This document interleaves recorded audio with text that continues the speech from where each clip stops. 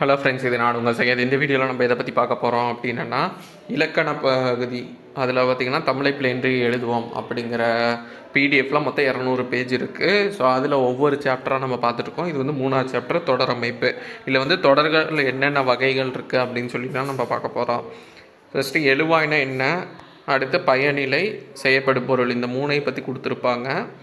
ஒரு தொடரை உருவாவதற்கு காரணமாக அமைவது எழுவாய். அதுக்கப்புறமா பார்த்திங்கன்னா பயனிலை, ஒரு தொடரில் என்ன செயல் நிகழ்கிறதோ அதோட விடையாக அமைகிறது. இது வந்து வினை பயனிலை, நான் வந்தேன், வினை என்று கொண்டு முடியுது. அடுத்து பெயர் பயனிலை, சொன்னவள் கவி. அடுத்து வினா பயனிலை. ஸோ இந்த 3 வகையாக இருக்குது. அதனால் செய்யப்படும் பொருள். செய்யப்படும் பொருள் அப்படிங்கிறது வந்து ஒரு தொடரில் வந்து எதை, யாரை, எதனை, எவற்றை அப்படிங்கிற கேள்விக்கு வினாவாக அமைவது தான் வந்து செய்யப்படும் பொருள். எழுவாய் என்ன செய்தோ அதுதான் செய்யப்படும் பொருள். இது வந்து 2ஆம் வேற்றுமை உறுப்பு ஏற்று வரும். சில தொடரில் வந்து இல்லாமல் இருக்கும். அதுக்கப்புறமா பார்த்திங்கன்னா தொடர் அமைப்பு, எழுவாய், செய்யப்படும் பொருள், பயனிலை. ஸோ இது எப்படி வேணால் கேட்கலாம். ஒரு தொடரை கொடுத்துட்டு இது என்ன அமைப்பில் இருக்கக்கூடிய ஆப்ஷன் கேட்கலாம். ஸோ பார்த்துக்கோங்க. அப்போ எது உங்களுக்கு எழுவாய், எது பயனிலை, எது செய்யப்படும் பொருள் அப்படின்னு தெரிஞ்சிருக்கணும். இதுதான் ரொம்ப ஹைலி இம்பார்ட்டண்ட்டு. தொடர் அமைப்பு பார்த்திங்கன்னா 3 வகை: கருத்து வகை, அமைப்பு, வினா வகை. கருத்து வகையில் செய்தி, வினா, விளைவு, உணர்ச்சி தொடர்னு இருக்குது. அமைப்பு வகையில் வந்து தனிநிலை, தொடர்நிலை, கூட்டு, கலவைன்னு இருக்குது. வினா வகையில் பார்த்திங்கன்னா உடன்பாட்டு, எதிர்மறை, செய்வினை, செய்பாட்டு வினை, தன்வினை, பிறவினை, நேர்கூற்று, அயற்கூற்று. ஸோ எந்த தொடரும் கூடி ஒரு இதை எக்ஸாம்பிளாக கொடுத்துட்டு அது என்ன தொடர்னு கேட்கலாம். இல்லை அந்த தொடரை கொடுத்துட்டு கீழ்காணும் கூற்றுகளில் எது வந்து இந்த தொடர் வகையை சார்ந்தது கூட கேட்கலாம். ஸோ தனித்தனியாக எல்லாத்தையும் பார்த்து வச்சுக்கோங்க. செய்தி தொடர்னா செய்தி விளக்குவது, வினான்னா கேள்வி கேட்பது, விளைவுனா கட்டளை, வேண்டுகோள், வாழ்த்துதல், வைதல், இந்த நாளில் வரும். அதுக்கப்புறமா பார்த்திங்கன்னா உணர்ச்சி வந்து மகிழ்ச்சி, துன்பம், அச்சம், பெருமிதம். ஸோ இந்த நாளில் வரும். தனிநிலை அப்படிங்கிறது ஒரு பயனிலை கொண்டு முடிவது தனிநிலை, ஒரே ஒரு பயனிலை தான் இருக்கும். தொடர்நிலை இல்லை கூட்டுத்தொடர் அப்படிங்கிறது பார்த்திங்கன்னா பல பயனிலைகளை பெற்று வரும். தமிழர்கள் கொடைப்பண்பில் சிறந்தவர்கள், வந்தாரை வாழ வைக்கும் பண்பாளர்கள், ஒழுக்கத்தை உயிரினும் மேலாக மதிப்பவர்கள். ஸோ எல்லாம் தமிழருக்கு பொருந்தோம், பல பயனிலை கொண்டு முடிஞ்சிருக்கு.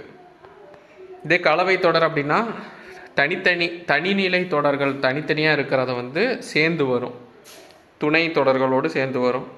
சென்னையில் கனமழை பெய்ததால் ஏரி குளங்கள் நிரம்பின. சென்னையில் கனமழை பெய்தது தனி, ஏரி குளங்கள் நிரம்பியது தனி. ஸோ இது ரெண்டும் சேர்ந்து வருது.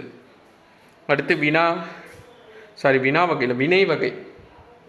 வினை வகை தொடர் இது பார்த்திங்கன்னா உடன்பாட்டு, எதிர்மறை, செய்வினை, செய்பாட்டு வினை, தன்வினை, பிறவினை, நேர்கூற்று, அயற்கூற்றுன்னு இருக்குது. பெறவில்லை, இல்லாதது, இதெல்லாம் வந்துட்டு எதிர்மறை. அடுத்து செய்வினைனா எழுவாய் வந்து செயலை செய்வதாக கூறப்படுவது. செயற்பாட்டு வினை அப்படின்னா 3ஆம் உறுப்பை ஏற்றும் பயனிலையோடு படு அப்படிங்கிற இது சேர்ந்து வர்றது. திருக்குறள் திருவள்ளுவரால் இயற்றப்பட்டது.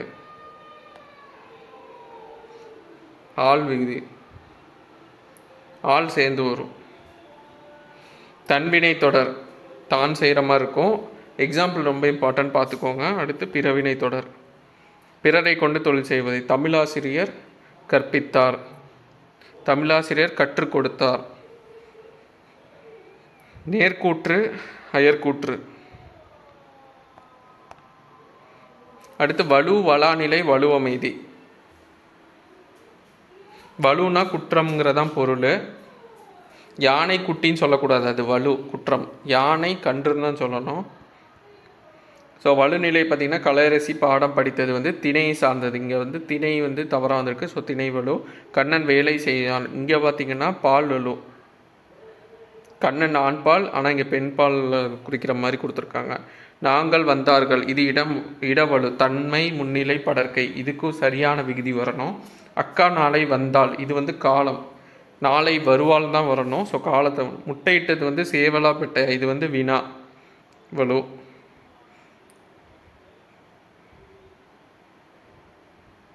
விடையளிப்பது வந்து விடை வலு. அடுத்து மயில் கத்தும்னா மரபு வலு, மயில் வந்து அகவும்.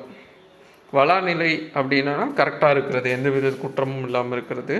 வலு அமைதி அப்படின்னா திணை வலு அமைதி வந்து பார்த்திங்கன்னா உயர்வு, இழிவுன்னு 2 இதாக இருக்குது. நத்தையாரே நத்தையாரே எங்கே போகிறீங்க அப்படின்னு கொடுத்துருக்காங்க. இங்கே வந்து அக்ரிணை வந்து உயர்திணையாக கருதி சொல்லியிருக்காங்க. அதனால் வந்து இது உயர்வு வலு அமைதி.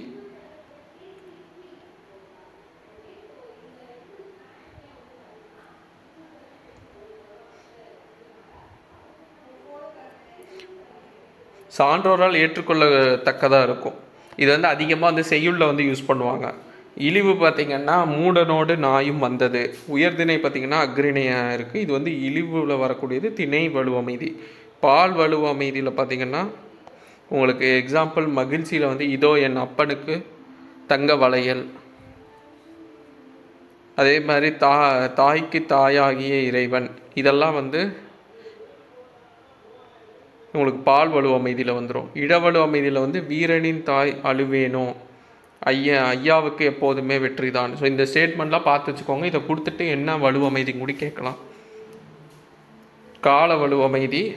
அடுத்து இதோ வந்துட்டேன், இதோ வந்து விட்டேன், இதோ வந்து விட்டேன் அப்படின்னா வந்து விட்டேன்னா இது வந்து இறந்த காலத்தை குறிக்கும். ஆனால் இதோ அப்படின்னா நிகழ்காலம் எதிர்காலம் அது ரிலேட்டடாக வரும். ஸோ கடந்த காலத்தை குறிக்காது. இது ரெண்டும் முரணாக இருக்கும். ஆனாலும் இதை அப்படி தான் சொல்லுவோம்.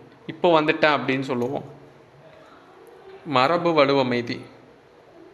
இந்த ஓவியம் நான் வரைந்தது.